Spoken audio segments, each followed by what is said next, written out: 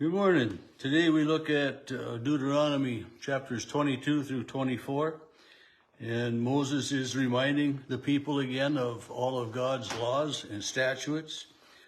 Chapter 22 deals a lot again with, kind of miscellaneous laws, and some of them seem like common sense, but we know that, common sense is sometimes a short supply of that, in a lot of people. But chapter 22 begins, "You shall not watch your neighbor's ox nor sheep straying away and ignore them. You shall take them back to the owner. And if the owner doesn't live near you, take it home with you. Take care of it until the owner comes." Every once in a while you'll see a post or you'll hear someone say, well, there's cows out somewhere. And letting people know that there's an issue, or if there's an animal out, you do your best to find it and to take care of it. And sometimes, in today's world, there's so much false information going around too. But the reality of this is that if you see something that's, a cow is out, or the animal is wandering away, do something. Call the person, let them know. Take responsibility. And if you see an ox's donkey or neighbor falling on the road and ignore it, help get it up, if you see a problem. And then verse 5, "A woman shall not wear man's clothing, and a man shall not wear woman's clothing." And, it's just, in today's world, there's, in a way, there's not a lot of difference between some men's and women's apparel, but there's a difference. And I think of the movie Mrs. Doubtfire, and Robin Williams dressing up as Mrs. Doubtfire that way. And, that was one of the things that makes me think about when I read that. But, it's just the way of life and everything. Verse 10, "You will not plow with an ox and a donkey yoked together." Well, we don't plow that way. We don't work our fields with animals anymore. In our part of the world, there are places in the world that do. And for whatever reason, an ox and a donkey, I wouldn't think they would match up very well for abilities and height and everything. And then, do not wear clothing made of wool and fine linen together, woven together. And I think about so many of our clothes. If it's pure cotton, it's going to shrink. So most of them are polyesters, and they're blended, and a lot of different types of material are put together. And in verse 12 is a reminder for the Israelites. "You shall make tassels on the corners of your cloak, with which you cover yourselves." And you remember back in Numbers, it was in chapter 15 that, God says, have the people put fringes on the corners of their garments and put tassels on them and a blue cord on the fringe on the corners. You should have the fringe so that you will remember the commandments of the Lord and you will do them. So here again, it's that reminder, put tassels on the four corners of the cloak with which you're wearing. And it's a reminder of their sinful nature. And sometimes I think we forget a little bit about our sinful nature, or we, will say that, a sin isn't a sin. But, it's just, so Moses is reminding the people again of God's commands. These are the things that God says for you to do so that you will be holy in the sight of the Lord. And this is important for the Israelites, to be pure and holy, to be acceptable, to not be unclean, so that they can go into the temple to worship and to offer their sacrifices. Verses 13 and on talk about, marriage and possible divorces, just different things that way. But then again, it's a speaking ill of someone, that's not right, but it's just a lot of things that, they're just common sense, some of this, what's written in here. But then in chapter 23 and verse 2, those born of an illicit union shall not be admitted to the assembly of the Lord, to the 10th generation. So an illegitimate child isn't welcome, isn't acceptable, and this is, God is serious about your commitment, to each other that way. And then we get into people of other countries. No Ammonite or Moabite shall be permitted into the assembly of the Lord, because they didn't feed you with food and water. They are, not acceptable. You shall not, and it says you shall not regard the Edomites as outsiders. They're your kin.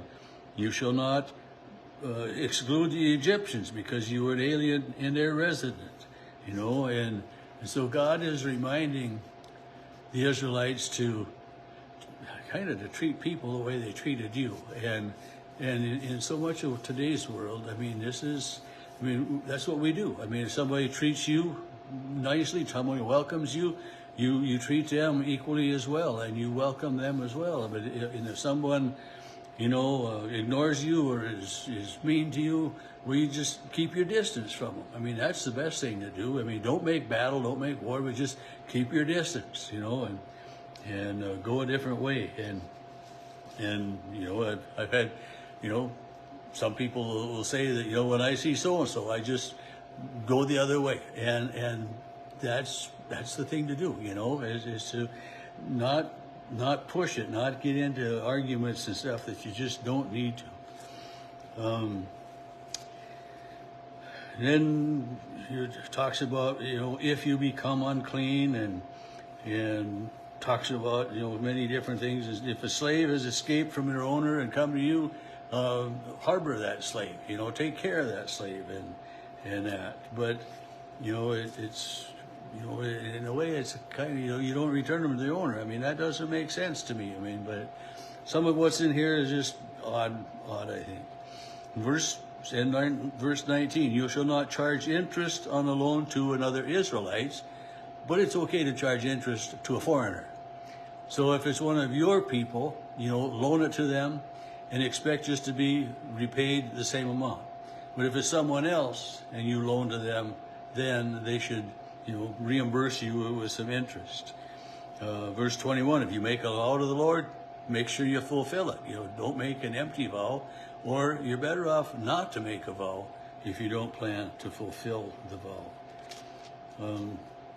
Verses 24 and on, if you go into your neighbor's vineyard, you can eat a few grapes. If you go into your neighbor's field, you can harvest a few heads, but you can't take it out of there. You can eat a little bit right there, but you don't take it home with you. You don't cut some grain and take it along home with you that way. In chapter 24, again, is just continuing these miscellaneous laws and everything of going on. Verse 7 is that if someone is caught kidnapping another Israelites, enslaving or selling them, the kidnapper shall die. Guard against an outbreak of leprosy. Leprosy was a severe communicable disease, but yeah, so if someone, and when COVID first came, we had to be so careful. Stay home 2 weeks. We haven't slowed the curve on that yet, and never will. But we separated it, and we were so cautious, because of everything that we were being told. But leprosy was very serious disease. In verse 14, when you shall not withhold the wages of poor and needy laborers. You shall pay them their daily wages. And I thought about that with the parable that Jesus tells about the landowner that goes in the morning and hires people for the daily wage. And then again, he goes out, different times during the day and hires them for the daily wage. And they come at the end of the day to get their pay. So that, in today's society, you get paid, how many people get paid every day? Not very many. You might get every week, every 2 weeks, every month. very few people get paid every day. And we just know that that's the way it is, that you work, you get your paycheck, and when you get your paycheck, they've taken taxes and stuff out, so your paycheck is not what you were expecting. But these people, they were to get paid every day. Don't withhold it. And so it helps make sense of why this landowner, brought the people in and paid them.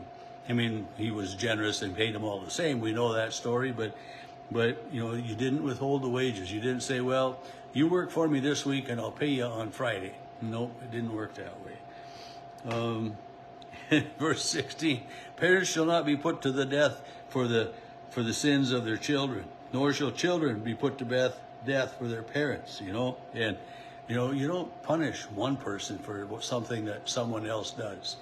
And I know that in today's society, I know families that are shunned because of something that happened, and I mean, it's got nothing to do with this person, but yet, the stigma is there. And so here, I mean, you don't blame me for something that my son or my daughter did. Hopefully they don't do anything, but you hold the person that did that act responsible for it in that way. The very last thing of chapter 24 is that when you harvest your grapes in your fields, don't harvest every little bitty thing. Leave a little bit for the foreigner, for the poor people that come, and if you miss a head of wheat or something, that's okay. Just leave it there. And then again too, I mean, the story of Jesus and his disciples coming through the fields and, picking some wheat. So just, Moses is reminding the people throughout this book of Deuteronomy of God's laws. And again, it's all taken place just a few days before Moses dies and the Israelites enter the promised land.